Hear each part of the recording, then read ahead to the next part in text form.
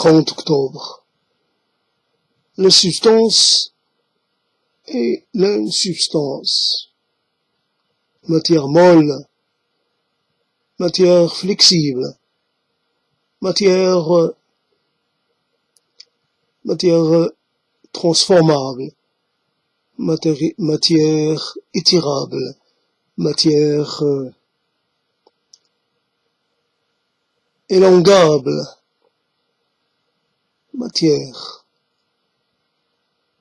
matière qui fait source, qui fait référence, qui fait et défait. La référence est aussi l'anti-référence, le souple est en partie rigide, la rigidité dans la souplesse dans la rigidité, l'attroupement, l'affliction, les coulées de larmes, le feu éteint, la tristesse règne.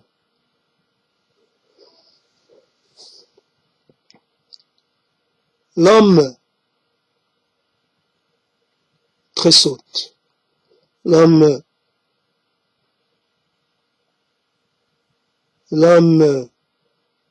réagit, l'âme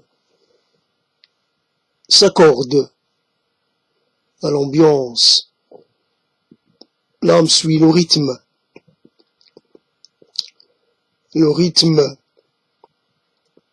celui de l'instant qui s'en va, de l'instant qui s'attarde, de l'instant qui n'est pas très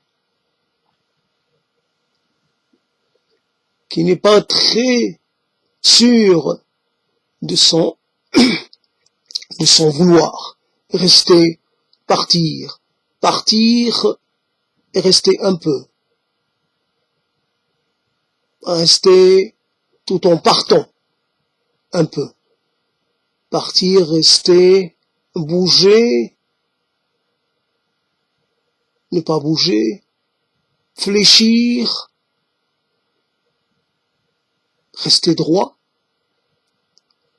faire obstacle, faire opposition, s'opposer sans se rigidifier, sans s'immobiliser, sans se fixer, voir, et au-delà du voir, il y a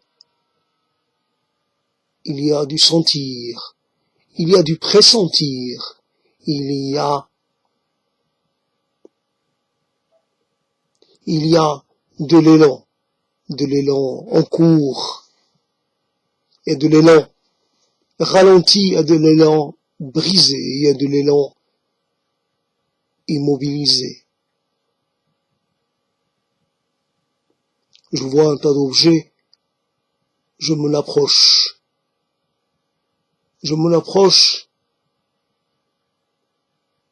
précautionneusement, je m'approche avec prudemment, je tâte la première pierre, je la soulève, puis je la repose, je prends la deuxième pierre, je la soupèse, et puis je la repose, j'entre en contact avec la troisième pierre, elle est un peu froide, elle est un peu trop lisse à mon goût, prends la quatrième, elle est rugueuse, elle n'est pas facile à garder en main, elle pique, elle semble vouloir retourner à son occupation, reposer la pierre. Là, on l'a trouvé. Ne pas déranger les pierres. Ne pas déranger. ce qui est à sa place, se déplacer sans déplacer, déplacer sans perturber, déplacer le déplaçable, l'indéplaçable, déplacer les horizons, déplacer les perspectives, dépasser les lignes de lumière, déplacer. Je vois un homme tituber, je ne sais pourquoi. Il titube ainsi.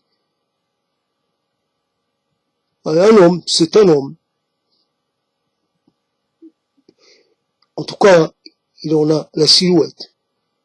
Peut-être pas un homme, peut-être moi qui le vois comme un homme. Moi, avec mon tropisme, un peu trop anthropoisant. Un homme, une silhouette d'homme, c'est peut-être autre chose. Peut-être juste l'ombre d'un homme. L'ombre abandonnée par un homme, déjà passé.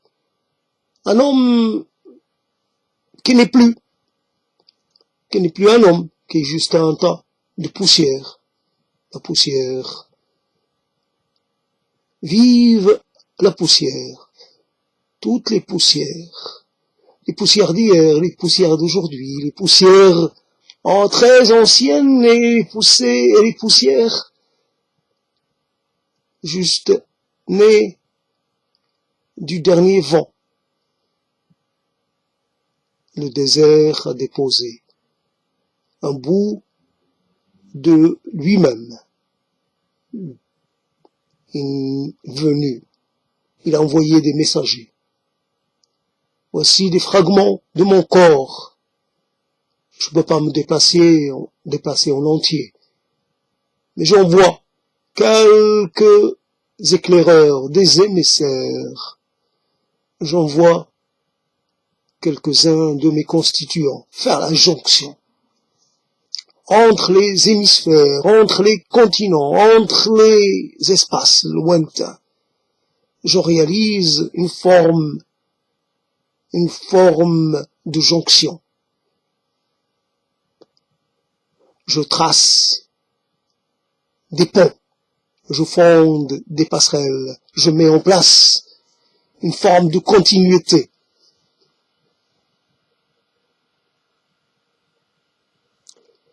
Je me suis vu voyant. Ce que je voyais, j'avais tendance à le prendre pour quelque chose de consistant. Mais j'avais un petit doute. Il m'a resté un doute. Est-ce que je suis capable de voir en vérité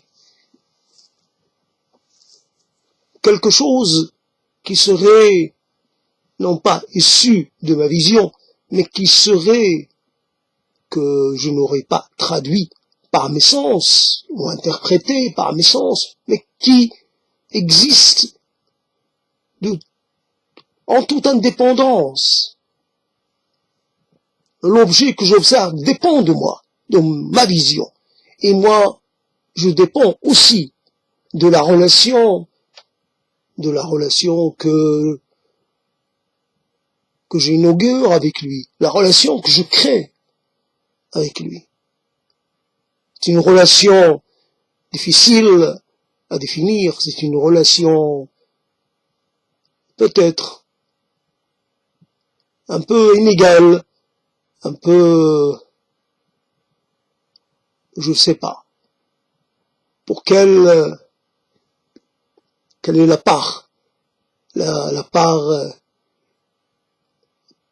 vraie part des choses, ce qui est de moi, issu de moi, et ce qui est issu de quelque chose qui serait plus grand, plus global que moi. Moi, l'entité fragmentée, l'entité,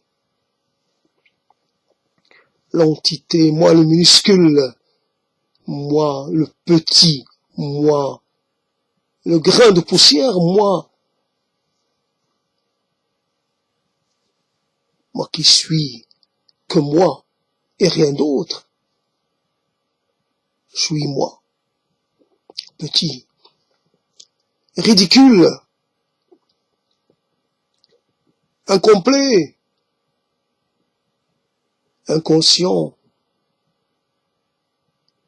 Je ne peux pas être lucide sur moi-même. Je n'en ai pas la compétence, je n'en ai pas le talent. Un jour, sûrement, il se passera une chose que j'aurais pas prévue. Il se passera une chose, ou deux choses, ou trois, ou quatre, peu importe la quantité. Il se passera des choses, peut-être, qui auront des conséquences, ou pas. Ou alors des conséquences de courte durée, ou de longue durée. Qui sait? Qui sait? Qui est celui qui sait? Qui sait de toute éternité? Celui qui sait en continu, sans discontinuité, sans rupture, celui qui sait tout, depuis le début, celui qui sait quand les choses ont commencé, celui qui sait si elles vont s'arrêter un jour. On nous dit oui, tout a une fin. Je veux bien le croire, mais après, il y a sûrement fin et fin. Il y a des fins qui n'en sont pas, il y a des fins qui ne sont peut-être que des changements, le début d'un changement, le début d'une transformation, le début d'une transmutation. Ma chère, c'est peut-être transformé en poussière, en fragments. Ça ne compte pas. C'est mon destin que d'être réduit aux fragments. Je suis un fragment qui sera réduit à un fragment encore plus fragmenté. C'est le sort réservé à tous les fragments. Je passerai l'éternité à rêver de n'être pas qu'un fragment, d'être plus relié, d'être dans une forme d'union,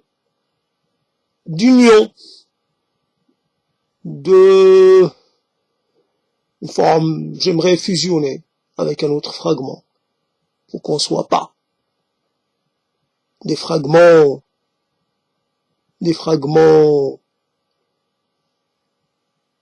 pour qu'on puisse être moins que des fragments. Un peu plus. On est deux fragments, mais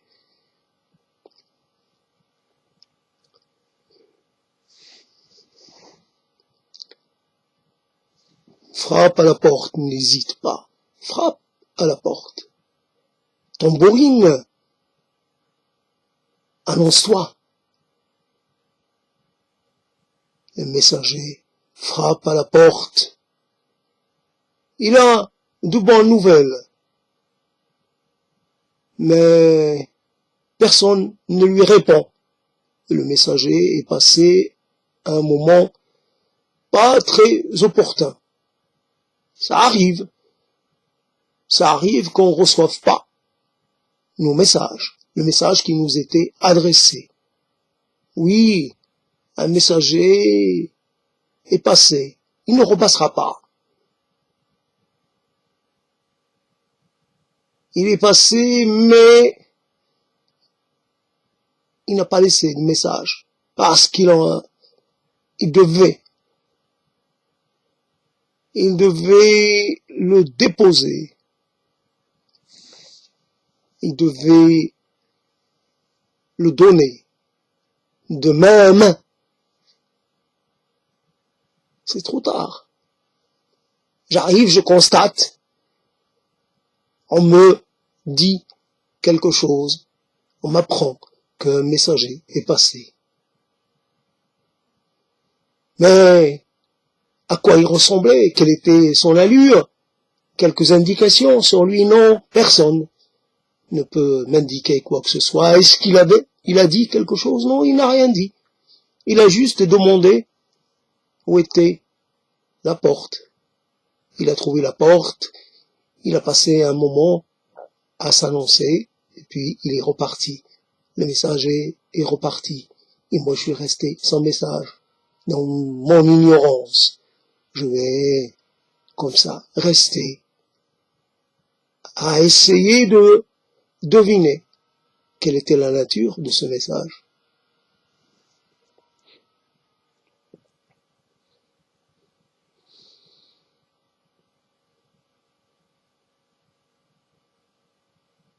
De la matière, matière, et puis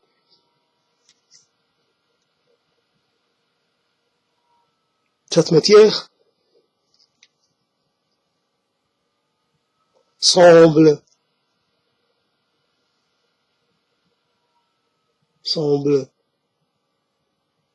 ne semble pas très familière. C'est de la matière, c'est sûr, mais je sais pas d'où elle vient, de quoi elle est composée. Je sais pas à quoi elle pourrait servir, de la matière. Je l'ai entre les doigts. C'est vrai, j'en ai la sensation d'une matière. Mais toutes les matières n'ont pas d'origine claire et identifiable. Il y a de la matière qui apparaît comme ça, de nulle part. Une forme de miracle dans le monde de la matière, un parfait miracle. Cette matière-là n'existe pas comme cet élément périodique-là n'existe pas comme cette des réalités qui n'existaient pas auparavant, mais qui se mettent d'un coup à exister. La réalité qui était là avant a été remplacée par une autre réalité, mais a été remplacée de façon totale et je n'en ai pas conscience. Tu n'en as pas conscience de ce changement. Le changement a effacé jusqu'à tes souvenirs, jusqu'à ta relation qui était pourtant forte à l'ancienne réalité. Tout a été changé. Tout voilà nanti d'un nouveau rôle, d'une nouvelle fonction. Tout voilà lié à d'autres gens. Tout voilà porteur d'une identité toute vierge. Et te semble avoir vécu plein de choses. Mais finalement, ce n'est que quelque chose à laquelle qu'on te fait croire, on t'a doté d'une mémoire fictive, fiction et réalité, ce sont des choses qui peuvent très bien s'échanger leur matériel génétique, ainsi la réalité en fusionnant, en faisant corps, la réalité est contaminée par la fiction, est changée par la fiction, et la fiction elle aussi est changée par la réalité. Les deux réalités ne sont plus qu'une.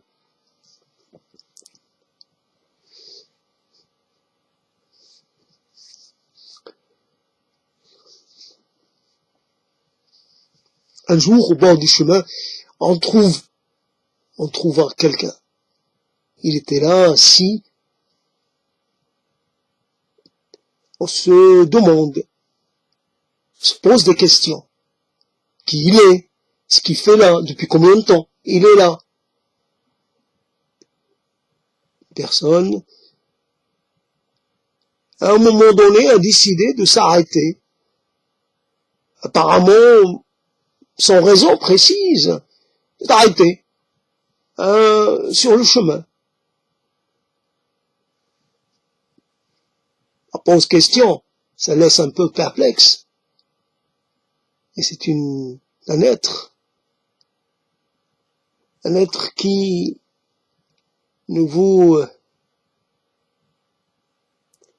un être qui vous incite à rester, à garder vos distances. On ne sait pas, c'est un étranger. C'est un être qu'on voit pour la première fois, il faut rester, garder une certaine distance, il faut pas trop s'approcher, et si on s'approche pas, on pourra pas poser la question, on pourra pas regarder dans ses yeux, voir, on pourra pas. On sait même pas quelle langue il parle, on sait même pas s'il entend, on sait même pas si il voit ce que nous voyons, on sait pas. C'est un être qui est là. Il nous ressemble, mais il est possible qu'il soit tout à fait, au fond, intrinsèquement différent. Certaines choses comme ça apparaissent, des mystères. Pour quelle raison? Il n'y a pas de raison. Il n'y a pas de logique, il n'y a pas de mystère. Et le mystère, il faut que les choses mystérieuses le restent et le demeurent. Si je suis, si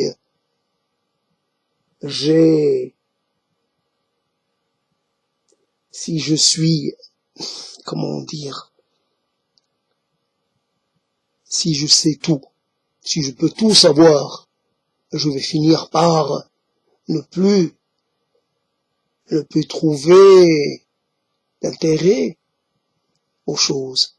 Il faut que mon intérêt soit toujours rattaché, toujours revivifié par le mystère. Le mystère. Le petit, le grand et le moyen et tous les mystères. Il n'y a pas d'hierarchie dans le monde des mystères. Ce qui est mystérieux est mystérieux. Un point, c'est tout. Tes mouvements sont mystérieux. Ton regard est mystérieux. Ton expression est mystérieuse. Ton être est mystérieux. Je peux pas deviner à quoi tu penses, ce que tu vois, ce que tu ne vois pas, ce dont tu es conscient. Je peux pas savoir si tu vis dans le même temps que moi ou si tu vis ailleurs, si tu es peut-être en voyage par-delà le temps, si tu fais un voyage dans le temps, dans ton temps à toi ou dans un autre temps.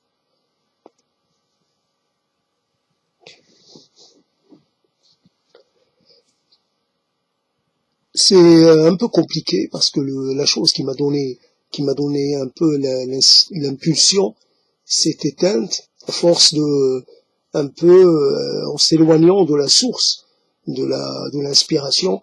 Après les choses deviennent un peu plus compliquées. Je vais essayer d'arriver à 30 et donc là je me suis éloigné de la substance de l'inspiration et après j'ai travaillé avec mes propres choses à moi. Alors que normalement, au début, j'étais un peu plus proche de la source d'inspiration.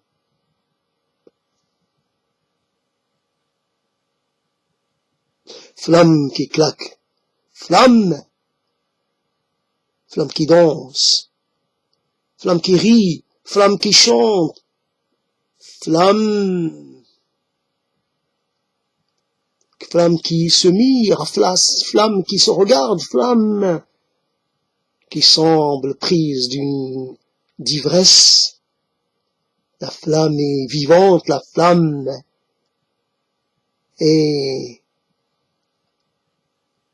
est comme ensorcelée, elle est comme séduite. Elle me séduit, elle se séduit, je me frôle, on se frôle, je la touche, elle me touche, je la caresse, elle me caresse. La flamme, elle m'inspire, la flamme. La flamme, elle me transmet. Elle me transmet sa chaleur. Elle me transmet sa lumière. Elle me transmet ses couleurs. Elle me transmet ses mouvements.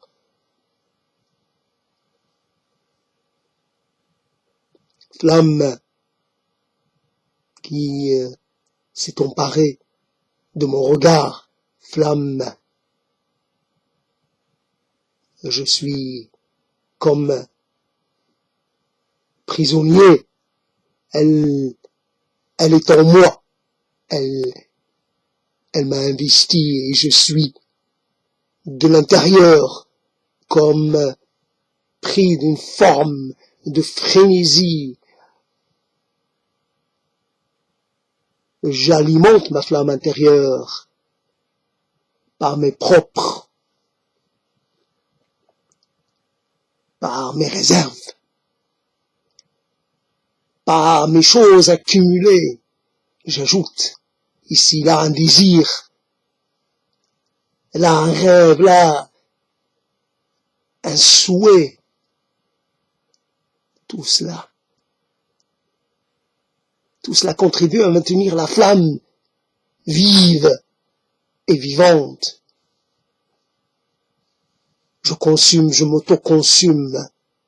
Mes réserves s'épuisent, mais c'est dans un grand jaillissement, un dernier soubresaut que je me sublime, que je disparais. Je disparais. Je disparais dans l'éther, je disparais dans l'air, je disparais. Je suis passé ailleurs. Peut-être que l'ailleurs, peut-être pas. Donc, il me reste 2 minutes. Je vais essayer de les habiter.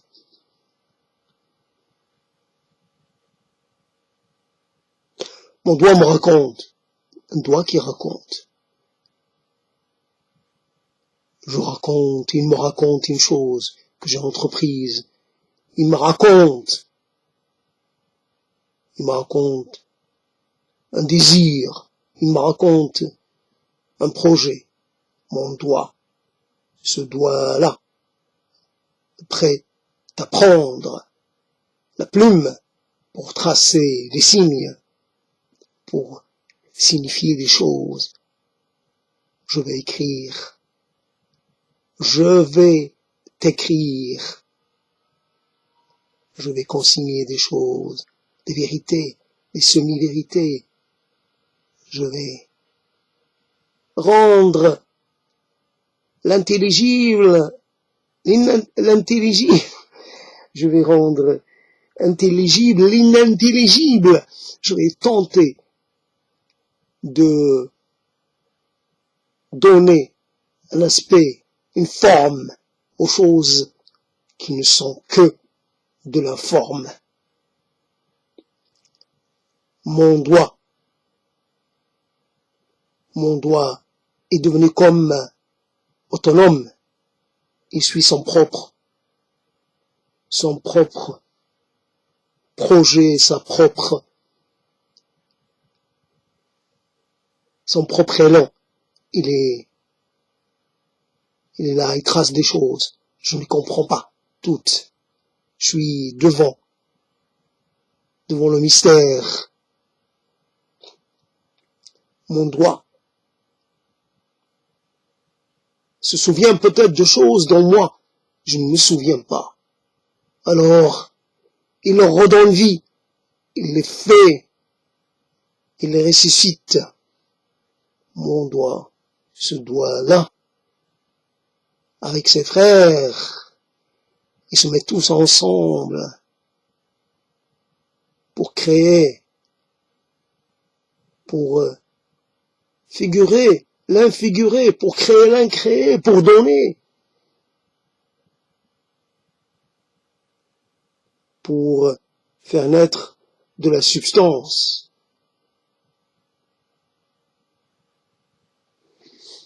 Est-ce que j'ai fini? Est-ce que j'ai éteint 30 heures? Oui, j'ai 30 minutes. J'ai éteint 30 minutes. Et donc, voilà, donc je recommence un peu sur l'explication de ce truc, donc inspiration d'un danseur, à partir de mouvement d'un danseur, donc j'ai traduit ça, et donc c'est ce truc-là. Donc voilà.